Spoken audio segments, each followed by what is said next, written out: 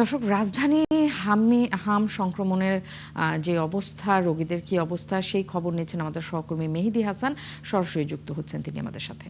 মেহেদী, একটু জানতে চাই, আপনি এখন যে হাসপাতালে আছেন সেখানকার হাম আক্রান্তদের পরিস্থিতি কি? চিকিৎসকরা আসলে কি বলছেন? এটা মোকাবেলা করার জন্য তাৎক্ষণিকভাবে কি করতে হবে? আমি এই মুহূর্তে সকাল থেকে কিন্তু আমি অনেক ঢাকার হাসপাতালগুলোতে ঘুরে বেরিয়েছি। সেখানে কিন্তু আমি দেখেছি যে হাসপাতালগুলোতে শিশু ওয়ার্ড যেটা আছে, শিশু ওয়ার্ডে আসলে হামের রোগী বেশি।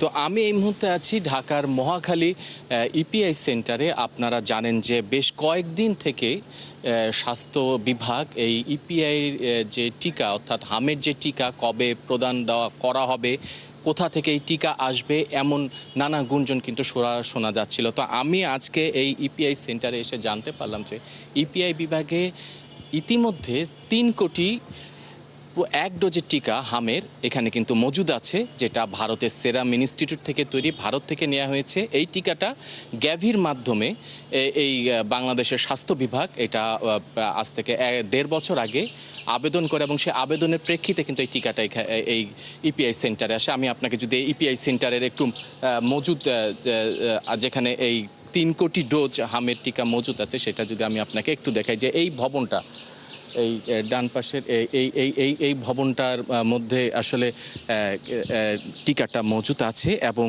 আমরা যতদূর জানতে পেরেছি যে স্বাস্থ্য বিভাগ, যেহেতু হামের এখন প্রকোপ বেড়েছে, হামের তে শনাক্ত এবং মৃত্যু আশঙ্কাজনকভাবে বাড়ছে। এখন শুধু এটা ঢাকার রোগ নয়, ঢাকা সহ বাংলাদেশের বিভিন্ন জেলায় কিন্তু এই রোগের প্রকোপ বাড়ছে, শনাক্ত বাড়ছে, মৃত্যু বাড়ছে। তাই তারা সিদ্ধান্ত নিয়েছে যে জুনের প্রথম সপ্তাহে এই টিকাটা দেওয়া শুরু করবে, এবং এটা আসলে ক্যাম্পেইন চলবে। আপনারা জানেন যে ইপিআই কিন্তু টিকা দুভাবে দেয়। একটা হচ্ছে রুটিন ওয়ার্ক, যেটা রুটিন টিকা, তারা যে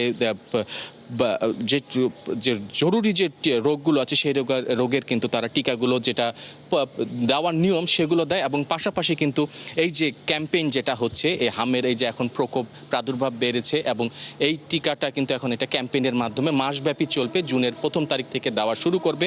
এবং এখানে কিন্তু ইপিআইয়ের যে কর্মকর্তারা আছেন, যারা আসলে টিকার কার্যক্রম সরাসরি পরিচালনা করবেন, তারা বলছে যে এবার যেহেতু এই হাম রোগটা শিশুদের বেশি আক্রান্ত করছে, অর্থাৎ 2 বছরের নিচেই বয়সী শিশুরা আসলে 80% এরাই শনাক্ত হচ্ছে বেশি, এরাই মৃত্যুবরণ করছে।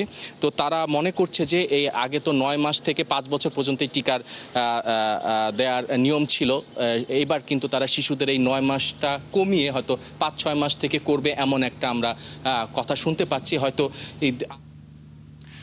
মেহেদী, আপনাকে ধন্যবাদ।